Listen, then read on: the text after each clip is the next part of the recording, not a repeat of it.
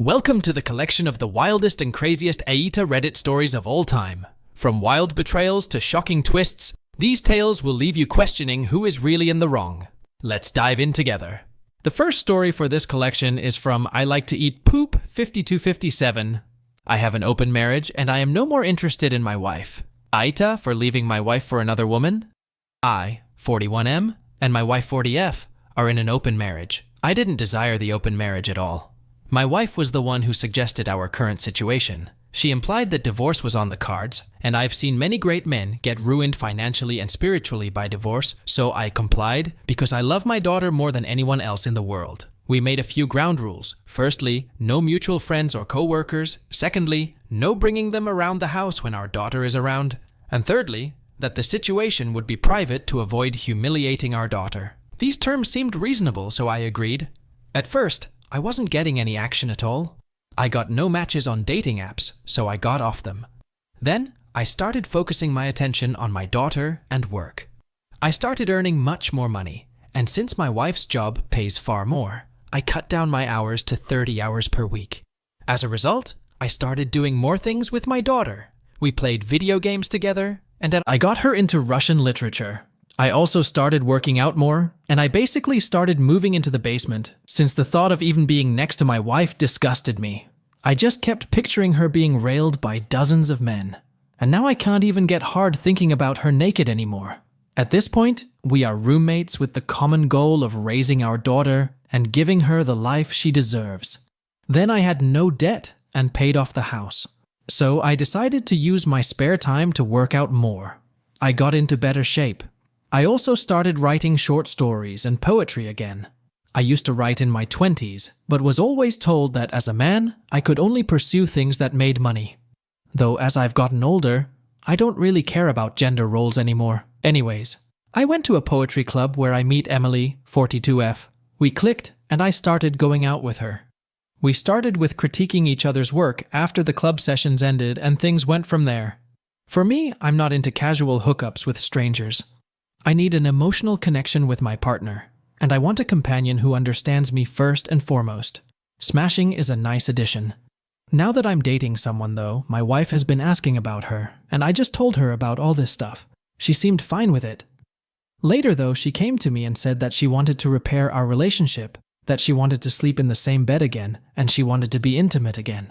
But honestly, I just feel nothing towards her at all. Sometimes looking at her even disgusts me. It literally turns my stomach. It's almost like when you smell rotten food. I bought the house myself, and my name is on all the papers. So I'm thinking of putting it in my dad or uncle's name, then filing for divorce and being with Emily. The only tough thing is custody. I don't want to do anything that will ruin my relationship with my daughter. Plus, it could look like I cheated on her for Emily, and she could say manipulative things about me to our daughter. But I'm strongly considering leaving her still, since it's obvious enough that she never really respected me as a partner. AITA? OP is not an AH for leaving his so-called wife for another woman, especially when they are in an open marriage, which I don't think is a thing. It is the name given to chaotic condition in a relationship. So OP is not an AH, and I would rate him 0 out of 5 on the AH scale. However, OP's wife is an AH for initially making their marriage open, and now demanding her husband to work on their marriage, which literally does not exist. As for scores, I would rate OP's wife 2.5 out of 5 on the AH scale. Let's now jump onto the next story from the 010. AITA. The way I went about it? Early one Saturday morning, I woke up my wife of nearly 2 decades, told her I was moving out, and left our marital home immediately after. She was still wiping the crust out of her eyes when I walked out the door. Of course, I've been called the AH, and my ex-wife said it was fed up. Still blames me all this time later for the problems she has now. Either way, here is how I moved out. I found a place and secretly moved my belongings to that place over the course of a week, mostly finished moving on a Friday. I waited to load up my clothes, as to not attract attention, until early Saturday morning. After I loaded my clothes, I woke her up, told her I was moving out, and left within 5 minutes after I woke her up. Context: our 16-year relationship was nothing but chaos. Hell, we fought on our wedding night and went to bed angry LOL. It was mostly chaos mixed with good times here and there. It takes two to tango, so I have my part in all this as well. I am far from perfect. I'm not sure if I'm a good person. I may have been a partner. However, I do believe I'm a good father, and I felt like I had to escape for the sake of my kids and myself. It was killing my heart, knowing the psychological damage it was doing to my children. Because of several reasons, I couldn't get them out of the situation until one day, the stars aligned. I had some help from some people, and I was able to escape. I really do emphasize escape. That's the way I felt then, and it's still the way I feel now. My ex-wife was sometimes physically but always emotionally and verbally abusive. In the end, financially, I left without a pot to piss in. Over the years, she cheated on me several times, and I caught her messaging many other men, all while claiming she loved me one minute and we were soulmates, and the next, she couldn't wait to move out and find a real man. She threatened to move out numerous times, but of course never did. Honestly, find some videos on narcissistic exes. Find the subreddit for it. That is her and I's relationship. I felt less and less like a man. I couldn't escape, but at the same time, she was my soulmate. I don't know. I never thought that would happen to me, but somehow it did. I feel extremely ashamed because of it all, and how I let someone tear me and my children down so much. I could go on and on for days and days. I will only say this last thing about moving out. The only kind of notice I gave her was, a few months prior to me moving out, I told her, if I find a place, I'm going to move out. That was it. No more discussion or anything further until the day I finally left. I left in a hurry almost a year ago. It was obviously a shock for the kids, but honestly, the wildness of that household was so bad, they were more relieved than anything, which is extremely sad considering their young ages. Not getting out sooner is where I failed the most. I'll never forgive myself for that. I coach my kids' sports teams. I support them in their interests and talk with them about many things, as a parent should. They gravitate towards me heavily and always have. The day that I left, I came back to tell the kids in person. It was very emotional, but I assured them that I wasn't leaving them at all. I was just getting a new place, and they'd see me all the time. That first night, well, the kids called and asked to stay with me that same night and not be with their mom. I hadn't gotten internet or anything, and they still wanted their dad in a new scary place, over them staying alone at their home with their mother. Since then, my children live with me full-time and have pretty much since the day I moved out. I'm the custodial parent and so on. This new school year has been the best start to a school year that they've had in years. They are doing really good. Of course, in general, things could always be better, but they could always be worse. I will say, I do think it's in the kids' best interest to have their mom in their lives. So beyond being vigilant and having certain boundaries to ensure they are safe, I encourage her to get them whenever she can. Unfortunately, she rarely sees them. They haven't stayed overnight with her in almost a year. She hasn't cooked them a homemade meal in almost a year. They haven't been with her for more than 2 or 3 hours for the limited number of times she has had them. It's sad, but the kids have slowly accepted these things. But they still miss their mom and wish, as any kid would. No matter the circumstance or the chaos, and putting that all aside, did my ex-wife deserve more of a notice about the move? Truly, AITA, in the way I went about moving out? No matter how OP moved out leaving his unfaithful wife, he took the best possible definition for his children and his own well-being. OP is not an AH, rather her wife is an AH, a bigger one for her behavior towards OP and the children. As for scores, I would rate OP's wife 3.5 and OP 0 out of 5 on the AH scale. Let's now move on to the next story from Railship Chronicles. I am suspicious of my wife and my friend's behavior. I want to check her phone. AITA? My wife, 30F, and I, 32M, just returned from a long weekend camping trip with 2 other couples, friends we've known for years. We had a great time, but something happened the morning we left that I can't shake. We were all packing up, getting ready to head back home. I was loading our car when I looked up and saw my wife and my friend.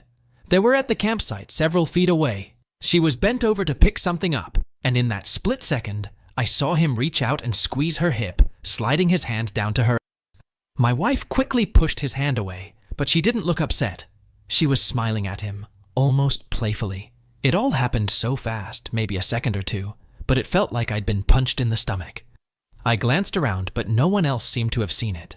His wife was busy packing up their car, and the other couple was further away, chatting about the ride back. The drive home was quiet. My wife tried making conversation, but I couldn't focus. My mind kept replaying that scene over and over. When she asked why I was so quiet, I lied and said I was just thinking about work. The truth is, I was in shock. I didn't want to bring it up. If I mentioned it, she might tell me I was imagining things, that I was being ridiculous. The rest of the day, I felt like I was just moving on autopilot. I barely slept last night and can hardly focus at work today. My mind keeps racing, questioning every detail.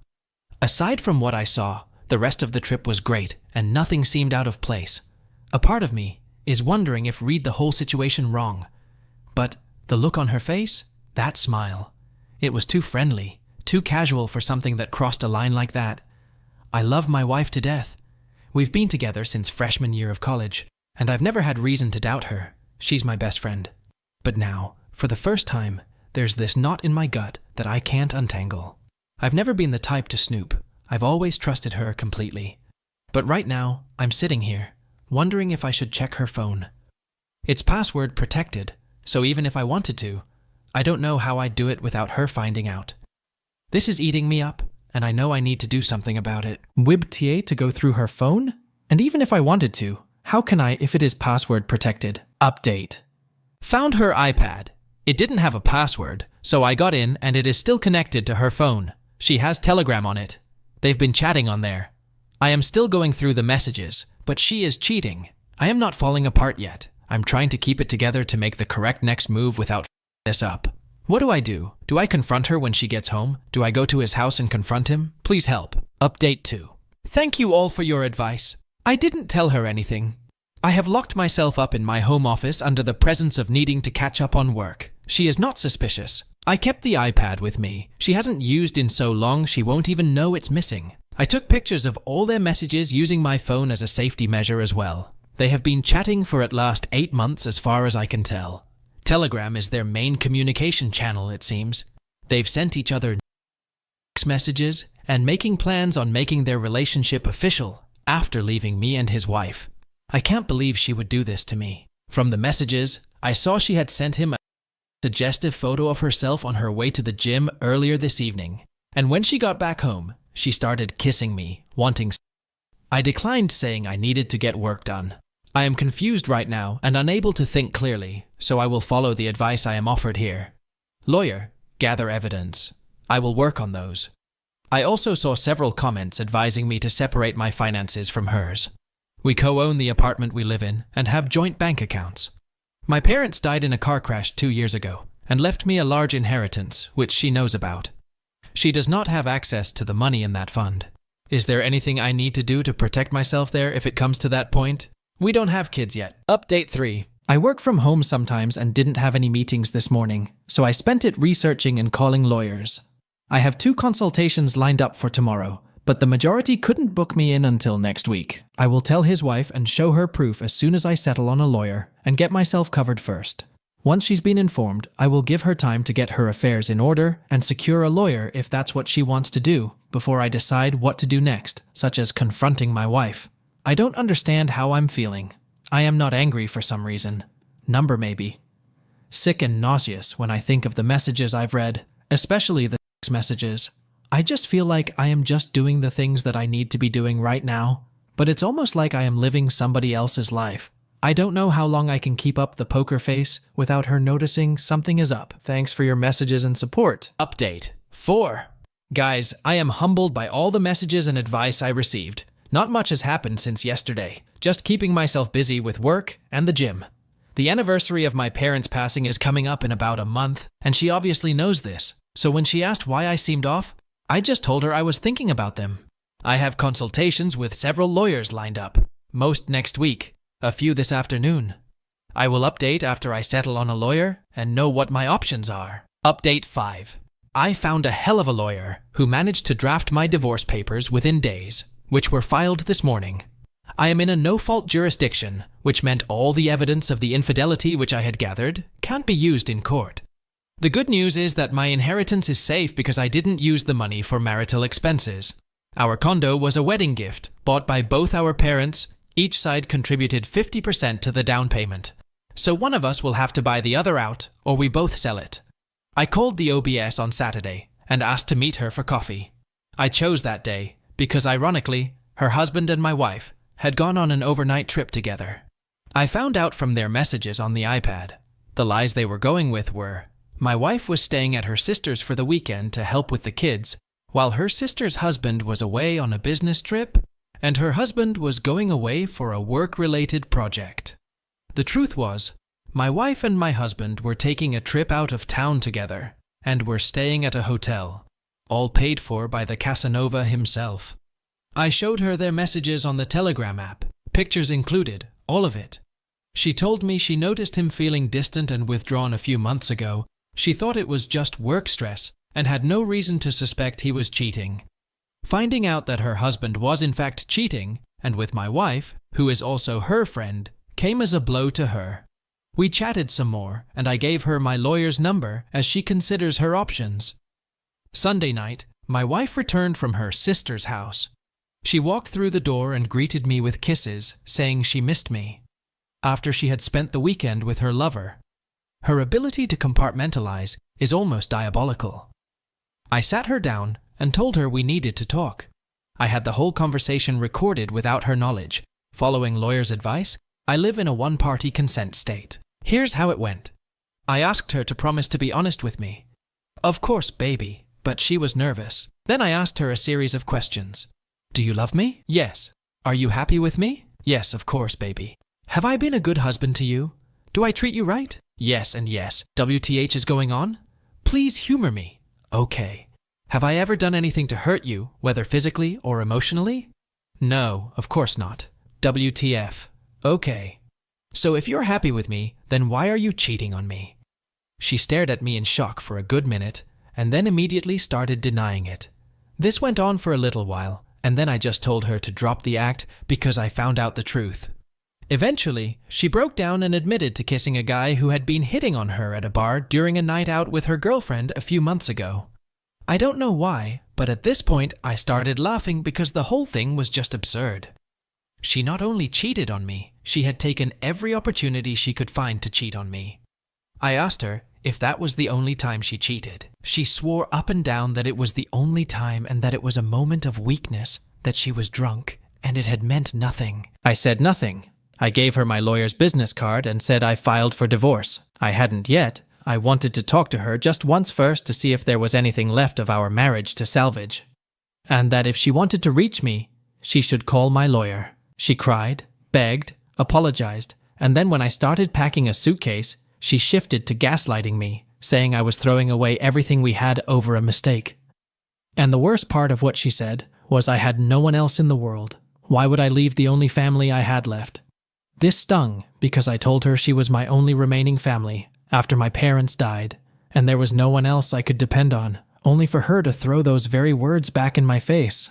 I left that night to a hotel where I am staying until I find a new apartment. Yesterday, I officially filed for divorce. Edit. I didn't tell her that I knew about the affair after she said she kissed some random guy at the bar. She ended up finding out from her. The OBS confronted him and called her up as well and gave her.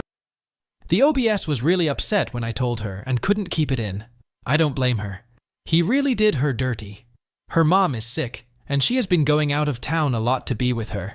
And instead of supporting her, he had been using that time to get with my wife. I didn't, because I was blindsided by her telling me she kissed a random guy at a bar. It may sound insignificant compared to the double life she has been leading with my friend, but in that moment, I think I started realizing how badly she wanted to cheat on me. And it came as a shock. I was too angry to say anything to her without blowing up in her face. So I just left. It's hard to explain why. It just made more sense to leave than to try and find out why she'd been sleeping with my friend after I heard that from her. When I left the house, she kept calling me that night and leaving me messages. When the OBS called her the next day and also confronted her husband, she stopped trying to reach me. It's been crickets from her since, and him too. I put two and two together because around the time OBS messaged to tell me she confronted him and called her, I stopped getting calls from my wife. AITA? Some updates from the last time I posted. My wife was served the divorce papers last week. I am still at the hotel and close to finding a new apartment. Last week when I left, I forgot to take iPad with me. I picked it up when I went back a couple days later to grab clothes and other stuff.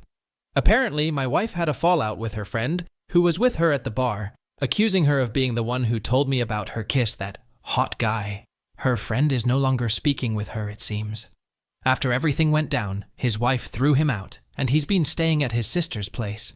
She and I have been talking. She found a lawyer and is filing for divorce. She has informed our few common friends about what's been going on, and they've all cut off contact with them. Also, the asshole came by my place and spent the night with my wife twice last week. She has also been messaging her sister, who, it turns out, knew about the affair.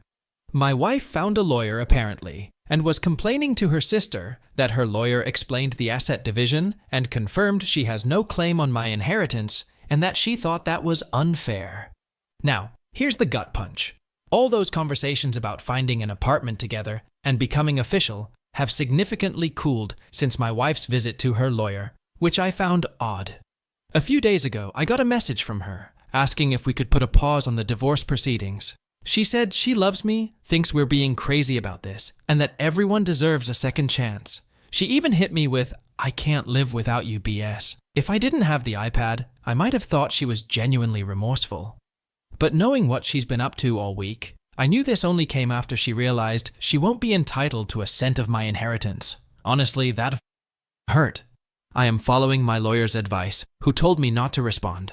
The more I think about it, the more disgusted I am by her, my friend, and her sister. The fact that her change of heart seems to stem entirely from her discovery that she won't touch my inheritance is beyond disturbing. I always intended to use that money for a trust fund if we had kids, something I told her countless times. I didn't touch it because it reminded me of the trauma of losing my parents. The level of disrespect she has shown not only me, but also now my parents, who loved her and treated her like a daughter. I'm just glad they're not here to see this. I met up with his wife over the weekend. She's my friend too, and she's been going through a rough time, especially with her mom's health issues on top of this whole mess. I told her about the messages. Long story short, she had been reconsidering the divorce after her husband tried to reconcile with her. But once I showed her the messages about my inheritance and pointed out how their messages have cooled, she saw things differently. She also shared something that struck me. Apparently, a few months after my parents passed, her husband had made a comment about how I was a lucky son of a for inheriting their money. She confronted him then, shocked he would call me lucky after losing them, and he backtracked, claiming he didn't mean it that way. At the time, she brushed it off, but now she is second-guessing his motives. It seems far-fetched, but it's starting to sound like she thought she would get her sum after divorcing me and start a new life with him. Either way, their behavior is despicable. I have been trying to look after myself. I started therapy, I've been going to the gym almost obsessively, and trying to stay away from alcohol. I am trying so hard to put on a strong exterior. Some of my friends have said it's a little scary how cold I've been, but it's the only way I can go about my day-to-day without losing my mind. The nights are very rough. I struggle with sleep. I sometimes drink to help me through it. I'm not proud, and sometimes I cry myself to sleep. Edit, I won't be posting any further updates in the near future, unless something unexpected happens or in need of support, which I would use a different sub for. I will only post another update once the divorce has been finalized, which won't be for months. Thank you all for the advice and support. OP's fear and suspicious behavior about his wife's actions are completely justified. His wife has been somewhat unfaithful in their relationship, which is why his reaction and doubts are understandable. Despite receiving a lot of love and support from him, his wife still cheated on him. His need for reassurance and checking her phone is a valid point to consider.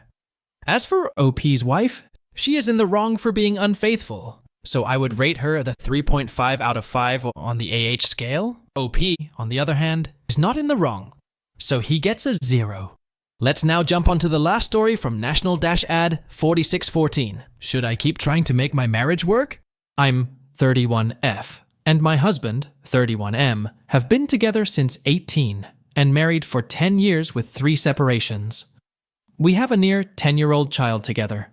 I always find myself back with him because of his promises for a better relationship and the promise of a unified family. There's a long backstory that goes back to conflicts with us, in-laws on both sides that I won't get into. The basis of our problem are that he's lied to me many times over the years, big ones being losing 3 jobs and then pretending to go to work for weeks until he is caught in his lie.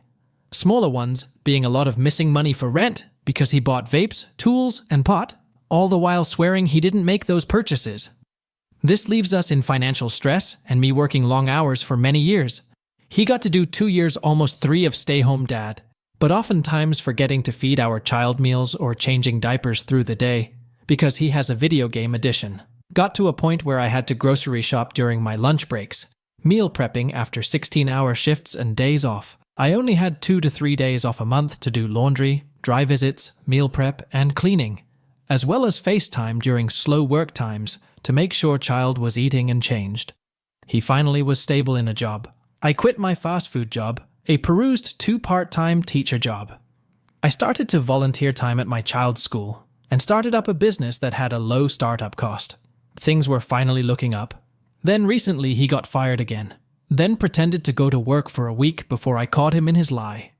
He swore for days he was lying about losing his job and that he's a changed man. I was angry but let it go and looked for another job. I was angrier about the lies than him losing his job. I then had him call his mother so he could tell her what happened and ask for some financial help so we could float while he gets another job, or I am third job. Noted that my family also helped financially recently due to an illness I was diagnosed with. We had a few other families with it, and my parents know how bad it gets. I also was hoping she would put some perspective his way, but she blamed me, asking why I got to stay home. I hadn't been a stay-home mom since our child was 6 months old, why I got to have play money, and that my priority wasn't what she deemed in the right place. My family has home-cooked meals every night. We eat out maybe once a month to 4 months. I furnished my house with free furniture or stuff I refurbished. I haven't bought new clothes for myself in over a decade, except for a new dress every year for my child's B-Day photos. Only time I spend money on clothes and shoes were for my child. I never spent more than $4,000 USD in our time together for my business. Something to note, I've struggled with his video games addiction for years, and he's dealt with me seeing other people during our separations, which he and his mother considers infidelity. Today marks 3 weeks of his unemployment. He went to 1 interview and got denied. I've not heard of him applying for more. He only played video games since losing his job and not helped with housework. I found out he almost lost his unemployment claim because he hadn't completed the 1 requirement he needs to do to continue claims. I lost it and called his mother to ask if we can take some of the money she sent to buy him a plane ticket to her because she has to take him. I did attack her with this angrily. I will admit that, but I've never called her before, and when I did it was always with my husband to wish her happy holidays or birthdays, but I didn't know what else to do. I tried being patient. I tried talking him through things. We tried splitting and getting back together. IDK what I was thinking his mother could do. I'm at a mental state where I feel like my life just needs to be done, but I can't afford professional help. I was desperate that maybe his mother could give him or us some advice or give us space. My hopes were that she would tell him he needed to keep his jobs, to step up and help in this marriage, or that this wasn't how she raised him to be. Or at the very least, take him for a while so I could have some breathing time to fix all this. I wanted to send him away somewhere he had support because he didn't make friends close enough. He could just stay somewhere here. Worst of all, I worked my long hours while sick and finding out I had lupus for over 8 years. I'm in chronic pain and always sick, but I still work. I once had a stroke at work and had to go to the hospital, and another time worked a whole shift before finally getting to a hospital for a kidney infection failure. But he never once stepped up. Her only response to me was, "Oh Lord, handle it like a grown woman," and hung up. She then told my husband when he called her back that my attempts of hurting myself were just attention cries and that I dragged her into our marriage. I just want so bad my instant peace for once for him to tell her everything that's happened in the years we'd been together, that I hadn't been a stay-home mum and every dollar I've made had gone into the household, that there had been years I've worked for ungodly amounts of hours but still provided home-cooked meals. I'm sick and can't afford treatment or medications. Without treatment, there is no telling how quick my health will fail. Should I finally call it quits and leave my husband and finally live my life with my kid how I want until the end? Or am I just delusional and completely in the wrong here? I know we are adults, but I just wanted him to get some guidance. I just didn't want to play mother and wife to my spouse anymore. There are too many red flags. I don't think there would any advantage in trying to fix the marriage. OP need to openly communicate with her husband about her concerns. And if he doesn't change his ways, OP should leave him and move on. OP's husband is an AH, a big AH for his irresponsible behavior. As for scores, I would rate OP's husband 3.5 and OP 0 out of 5 on the AH scale. Let's now move on to the next story from miserable-street-777. AITA for refusing to be with my wife during childbirth or signing the birth certificate until she proves that the baby is mine and that she and my best friend didn't have an affair. My 44M wife Cynthia, 41F, and I have been married for almost 15 years. I raised her older children as my own. We have 2 kids together and one that she just gave birth to. But I won't sign the birth certificate until I get a DNA test. Back in 2014, we had a huge crisis due to her infidelity. Her affair partner was her supervisor, and I only found out when she was abruptly fired. And the company filed a case against her for allegations that I won't discuss here. Her supervisor was a co-defendant. She had to come clean about the whole thing, including having had an affair that lasted 2 years. I completely lost all trust in her. I requested paternity tests on our kids together. They are mine. Got a lawyer and moved out. I eventually forgave her and tried to move on because the pain of breaking up our family and not seeing the kids every day was unbearable. We had a very good run until now. Our relationship felt stronger. The sex was great. I felt like she was the woman that I fell in love with and was very happy that I gave us another chance. Years ago, her best friend Dana, 42F, cut her off. They were friends since grade school, but Dana abruptly ended the friendship, changed her number, and even blocked me and our older kids everywhere. Cynthia expressed sadness about it for years and often talked about Dana like a true sister. When my wife got pregnant with this last baby, she got very depressed about everything. Dana was our go-to person in case of emergency, so I thought maybe some type of closure would help. I managed to get Dana's contact information from a friend in common and asked if she would be willing to talk. To my surprise, she was interested.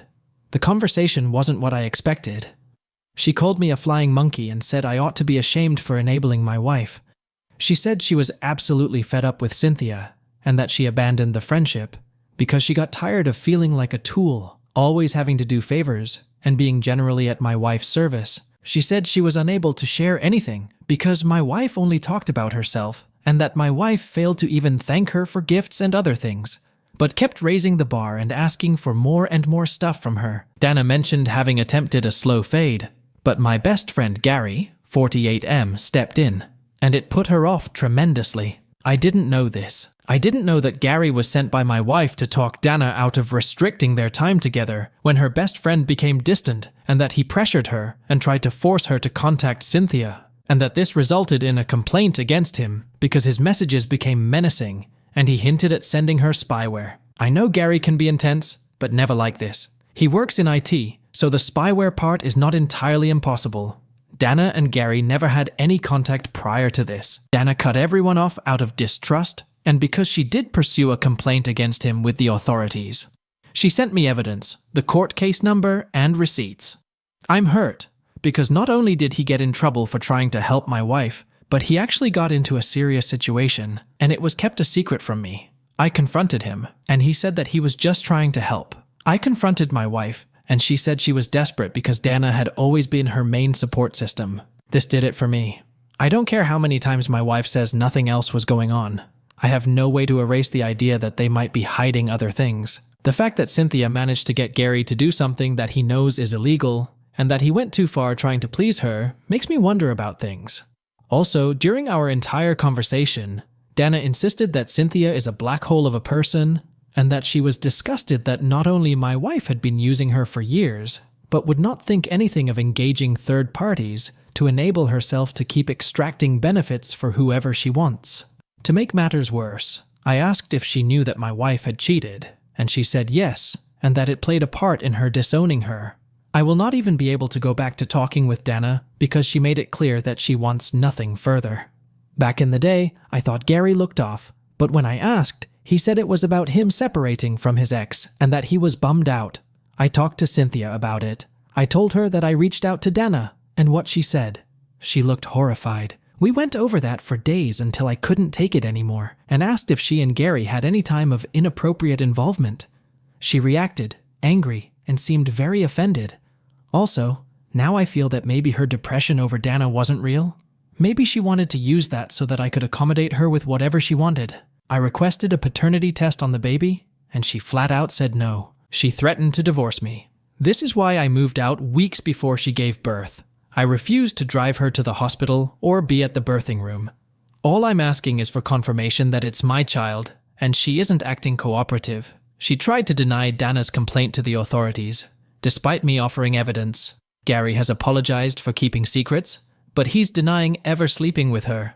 I'm anxious, but sometimes I get very numb and wonder if I'm being crazy. I understand that Dana was very right to act the way that she did, but I have no evidence of cheating or an affair between Cynthia and Gary.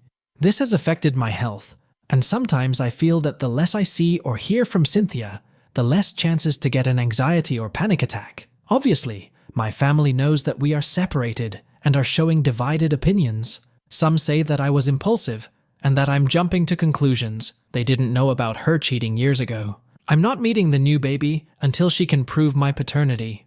She's having health issues related to post-birth. I'm present for my kids and haven't skipped on my duties, but told her to either have a relative come help her out or move to their place temporarily because I will not be helping her in any way until this is resolved. She says that I'm being abusive and that being alone in the maternity ward was humiliating. AITA?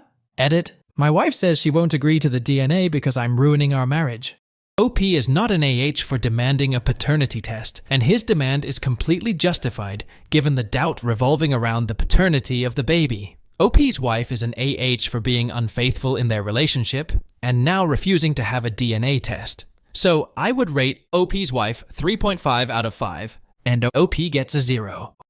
Let's now move on to the next story from Lululu22. Boyfriend gave his friend my place at our holiday reservation without asking me. AITA. Me and my BF booked a flight with Holiday Finder to fly to Bucharest on the 14/11. Later on, we asked to change the flight dates so that only him will fly on the 14/11, and I will join him on the 17/11. This is because we broke up about 2 to 3 weeks prior to the flight, then got back together, and I didn't want to go with him anymore because it was too long of a trip for me because the relationship was unstable, so we changed it, so he'll fly on the 17th, which made me be okay with the length of the vacation. Even though I would have preferred not to go at all, but when me and him booked the flight, he made me promise that no matter what I would go with him on it, even if we break up. And I said okay, but only if we break up on good terms, as in not because of cheating or fighting to the point we hate each other. For me, we fought a lot and hard, and I was really tired from all of this, hence why I didn't want to go. But I remembered the promise I made, so that's why I told him I'll still go just at a later date. The time came, and he went on his flight, and he asked me a day later to let him know as soon as possible what my decision is whether I was coming or not, because it weighs on him not knowing. There was doubt whether I was coming or not, because we fought 2 days before he flew as well. And I said I will. On his first day in Bucharest, he sent me pics, and we talked like always, but then he asked to call me because he's RLI stressed, and I said okay. And he called and said he was on the street alone, and 2 dudes started getting close to him and harassing him for money for like 10 mins. He told them he doesn't have any, and ran off to a street with people. And this entire thing made him RLY stressed. We talked about it. And then, at some point, he asked me what I did before we called, and I said, my mom asked me to do something. But you said you were stressed, so I wanted to talk to you first. I was celebrating my mom's birthday, and he knew that. When he heard that, he said that it's fine and I can go. And I made sure 3 times before I went that he really is fine. And he said he is, and that he'll call his friend, Amit. And I ended the call with saying that if he needs me, he can always call me. Sometime later, he calls me again, 1 or 2 hours later. And I answer. And he opens the call with, hey, my name. Listen, I thought about it. Can you please not come on this holiday? And I was shocked he said that. But regardless, I only asked him why. Because maybe he was going to say that he only wants me to come if I really want to come, and he wants to fix our relationship starting off good. But his answer was, I talked to Amit about the incident. He saw how stressed out I was, and he asked if I want him to fly to me, and I said yes.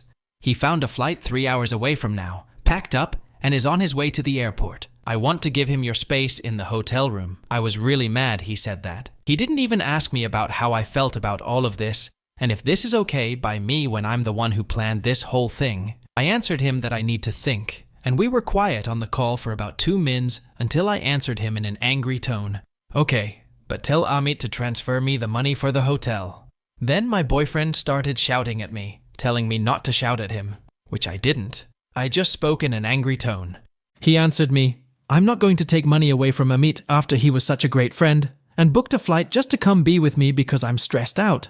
And why does it matter? You didn't want to come on this holiday anyways? I answered him that he doesn't know whether I wanted to come or not. He told me to give him an answer when I had one.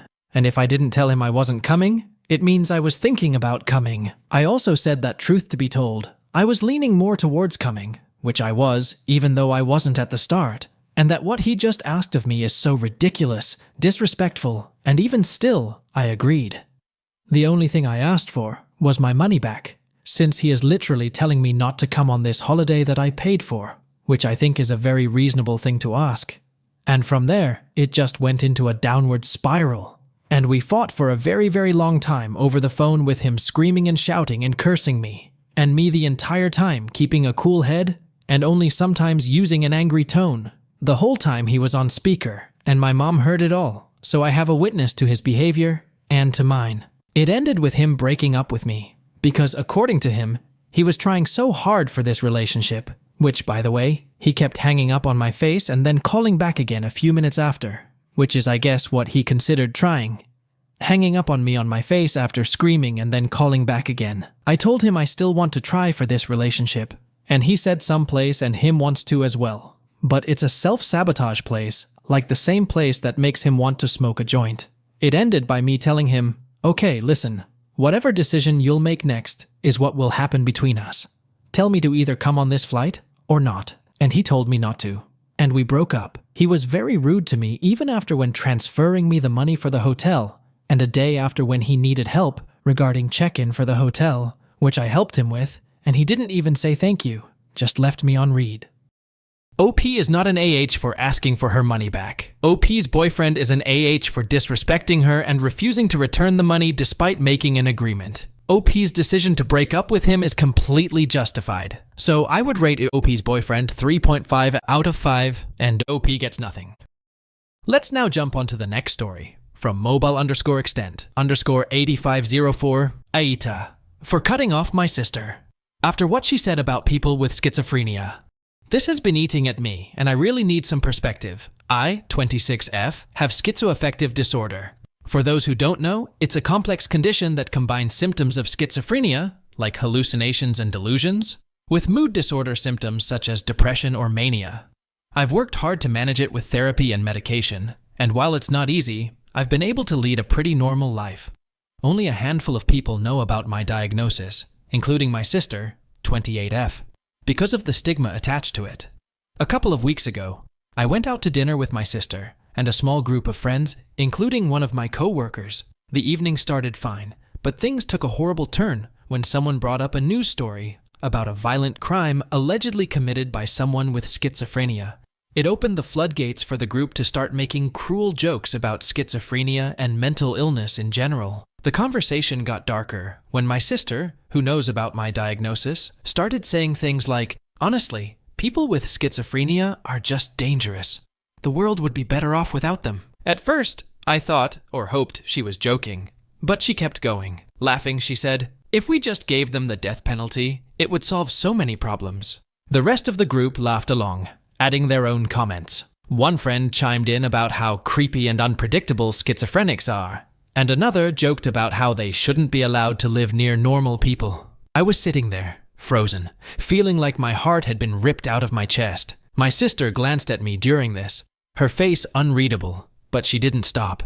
If anything, she seemed to double down. Eventually, I couldn't stay silent. I interrupted and said, you all have no idea what you're talking about. People with schizophrenia are human beings, and this is disgusting. My voice was shaking, and I could feel the tears welling up, but I couldn't stop myself. The table went quiet for a moment, before my sister smirked and said, relax, it's just a joke. Don't be so sensitive. I told her it wasn't funny, that it was hateful and cruel, and she just rolled her eyes. That's when Sarah, one of the other friends, jumped in and said, well, the statistics don't lie. You can't deny they're dangerous.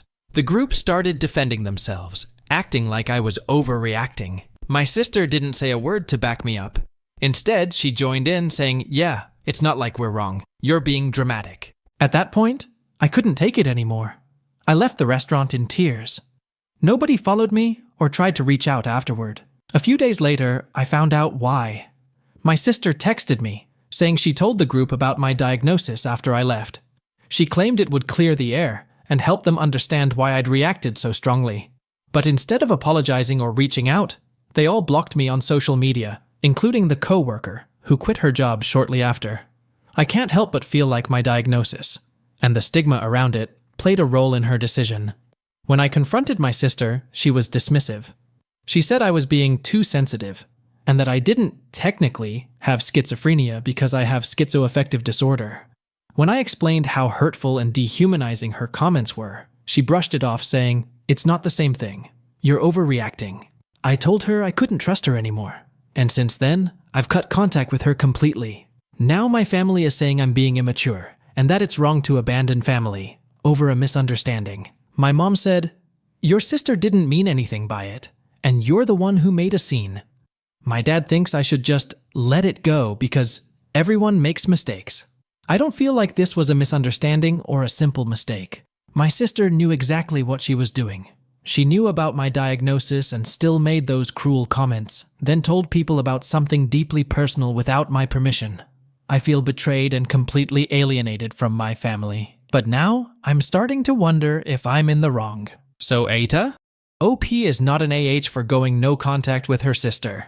OP's sister is an AH, a big AH for sharing OP's private diagnosis without her consent.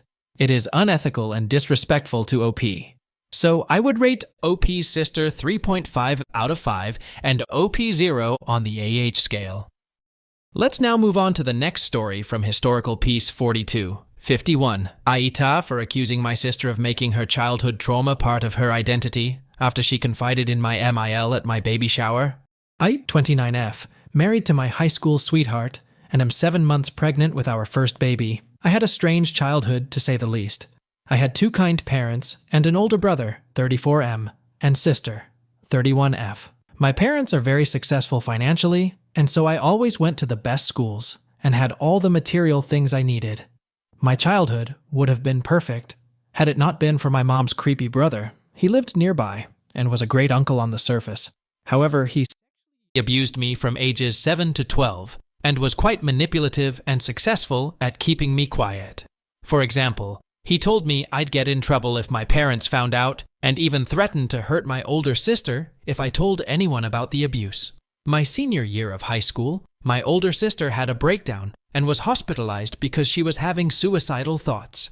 She told my parents that she was molested by our uncle and that she couldn't get the terrible memories out of her head. My parents sat me down and asked if I had been abused, and I came clean about what happened. After the word got out, some of my female cousins said they were also abused. The police were called, and my uncle was eventually convicted of possessing and distributing illicit images of children. It's a long story, but he pleaded guilty to the charges involving the images in exchange for the molestation charges being dropped. Although coming forward was a horrible experience, I do feel lucky that my parents believed us and also paid for us to go to therapy to work through the trauma. My sister and I have handled the abuse completely differently. My sister is very vocal about what happened to her and always says that the abuse has shaped her as a person. She's now a prosecutor and admirably has made it her life's mission to protect kids who are abused. I, on the other hand, am very private about what happened to me.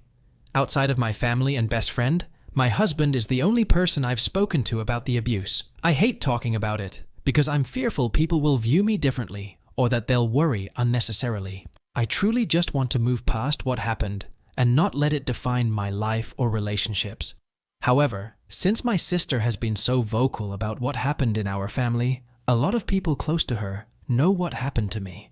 For example, she wrote about our family's story in her law school admissions essay and has confided in her husband and friends.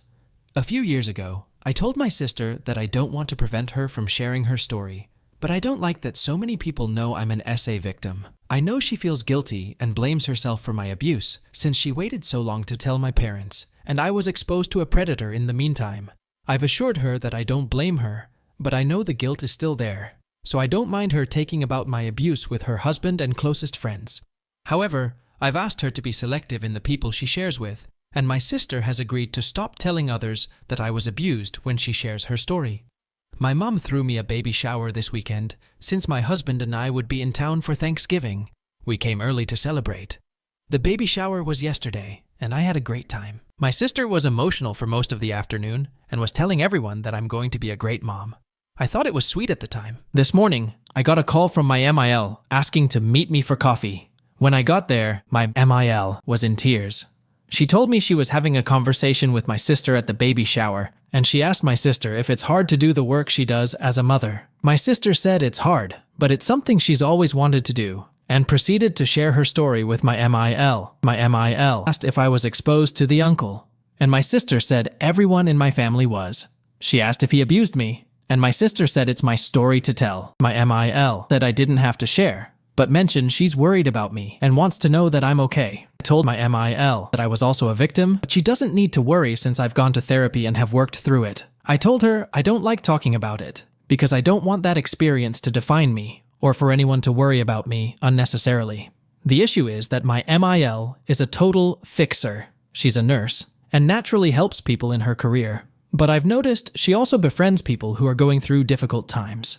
For example, one of her new friends is in the middle of a divorce, and another recently lost her daughter to cancer. When I told my husband about the conversation with my MIL, he warned me that his mom is going to want to take me under her wing now that she knows about my trauma. About an hour ago, a card and a bouquet of roses arrived at my parents' house for me. I know my MIL means well, but the sympathy and attention is my worst nightmare, and her reaction is the exact reason why I don't talk about the abuse.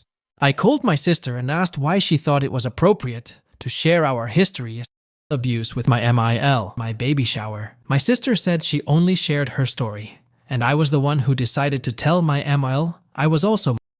I said that while my sister didn't technically say I was abused, it was obvious when my MIL asked, and my sister said it wasn't her story to share. My sister said that she didn't know how to answer my MIL's question and didn't want to lie, and so it was the only thing she could think of at the time. I said she didn't need to raise the abuse at all with my in-laws, and said it wouldn't her to avoid talking about it with people who are close to me. This made my sister angry, and she said she can share her story with whoever she wants, and she won't be shamed into keeping quiet by anyone. I said, it's not about me trying to silence her, but about her having some respect for my feelings and privacy around my inner circle. My sister accused me of being in denial and wanting to pretend the abuse never happened. I said I'm not in denial, but I also don't want sympathy and attention because of what happened to me. I said that I don't want to make the abuse part of my identity because I want people to see me for who I am now. My sister asked if I was accusing of her making the abuse part of her identity, and I said yes, since she couldn't even go one afternoon without letting someone know why she's a prosecutor and wants to protect kids. My sister hung up the phone in tears. My mom is upset and says I owe my sister an apology. She says that my sister has been through a lot, and it's admirable that she uses her abuse as motivation to help other kids. I agree, but I still don't know why she needed to share with my MIL. AITA? OP is not an AH for setting her boundaries. Rather, OP's sister is an AH for sharing her traumatic story without OP's consent with her mother-in-law. OP's reaction is completely justified. So, I would rate OP's sister 2 out of 5 and OP 0 on the AH scale. Let's now jump onto the next story from Raiden Bones. AITA. For lecturing my grandmother in her own house? TL. I tried explaining to my grandmother that her actions towards my twin sibling, who is recovering from an eating disorder, is super harmful, but it led to a house-wide fight instead. So, backstory is needed here. Me, my twin, and my mother were kicked out of our previous home by our then roommate for a plethora of reasons not pertaining to us. While we had time to pack, until the end of the year, him threatening us and his ownership of a gun led us to the decision to leave as fast as possible. We have been living with my mom's parents, my grandparents, for a little under a month now. They very much have a traditional way of thinking when it comes to certain issues, one of these issues being eating disorders. It is important to note that while I have never had an eating disorder, my mother and twin sibling both had eating disorders in the past, my twins lasting upwards of 5 years. For them, it is still an uphill struggle, but they are trying their best, and we are supporting them every step of the way. Their eating disorder was extreme, leading to unhealthy weight loss within a few months, and it was bad enough that they had to cross out nutrition facts and calories on the food we had. Yesterday, my sibling bought buldak. If you don't know what buldak is, it is a Korean cup noodle that is incredibly spicy and delicious, even for someone as spice intolerant as me. Like most cup noodles, it isn't the healthiest snack, but my sibling wanted to treat themselves. It is also important to note that the stress of the move made it so none of us had the energy to cook meals for a long time, leading to us eating a decent number of takeout. And in the nicest way possible, my grandmother isn't the best cook, which she knows but still makes food anyway. Her food has made me nauseous on multiple occasions. It is also important to note that the takeout we get is healthier than the alternatives, and this is relevant to the story. Anyway, my sibling goes down to the kitchen to make their noodles, and my grandmother just so happened to be in the kitchen at the time. I had told my sibling I would be down to accompany them in a few minutes, as I was trying to find an app on the App Store, which I regret not going down with them as soon as they asked. My grandmother saw the bright pink bowl in my sibling's hands and decided it would be a great life lesson to read out the nutrition facts and talk about how unhealthy it is. She proceeded to force it out of my sibling's hands, think of two kids fighting over the same toy, to read out the nutrition facts word for word. My sibling was receptive at first, since they knew about the nutrition facts already. But the straw that broke the camel's back was the lecture they got about how unhealthy it was. This forced them to admit to their eating disorder and how they're still recovering. But our grandmother still continued with her rant anyway. I came downstairs a minute or so after the rant ended to find my sibling crying, so I took over making their noodles for them. As my sibling was upstairs telling our mom about what happened, I was making the noodles and trying to explain to my grandmother why what she did was harmful. A good note to add is that she does not like admitting to her mistakes, such as barging into our room as soon as we woke up and getting mad at my sibling and I for something our mother did, and not apologizing for it after our mother told her so. My grandmother said, and I quote, "Every teenager has gone through an eating disorder phase, and how it isn't that serious. As I mentioned before, I have not, but I did not bring that up as it is not relevant. I tried explaining to her that a phase isn't the same as suffering for 5 years, but I guess she overheard my sibling and mom talking, and got upset at something my sibling said, or rather didn't say. As soon as my mother came downstairs to confront her, my grandmother started calling out for my sibling. When asked why, she said, 'I'm not going to tolerate being called a f-.' Understand that was never even said, and what my sibling said was, 'I just wanted to eat my noodles.' My mother was confused, telling her that my sibling never even referred to her as anything besides their grandmother, which seemed to calm her down a bit. My grandmother begins ranting to my mother about how I lectured her in her own house about something that didn't even matter. And I guess the conversation was heated enough that my grandfather decided to start yelling at my mother for her parenting habits, talking about how we always order food and never eat at the table. This ended up fostering an incredibly hurtful fight between my mother and him, with lots of screaming and aggressiveness. Mind you, I was just trying to finish making the noodles for my sibling. The screaming match ended up making me cry as well, since it brought back memories to my childhood, where my father was abusive emotionally and physically. I have grown up with an intense fear of men because of this, specifically men yelling. My grandparents know about the abuse and our fragile mental states surrounding it. The fight ended with my grandfather calling my mom a bad mother and their grandchildren both having panic attacks. My grandfather ended up apologizing, but my grandmother is steadfast in her decisions yesterday. So, AITA? OP is not an AH for standing up for her siblings. OP's grandmother is an AH for not understanding OP's concern for her siblings. OP is just trying to ensure the well-being of her sibling, and her reaction is completely reasonable. So I would rate OP's grandmother 2 out of 5 and OP 0 on the AH scale. What do the Mac Reddit fans think? Is the OP an AH or not? Let me know in the comment section below. If you like the stories I brought you, just hit the like button, share them as much as you can, and don't forget to subscribe to Mac Reddit for a daily dose. Bye bye. See you tomorrow with some more spicy fries.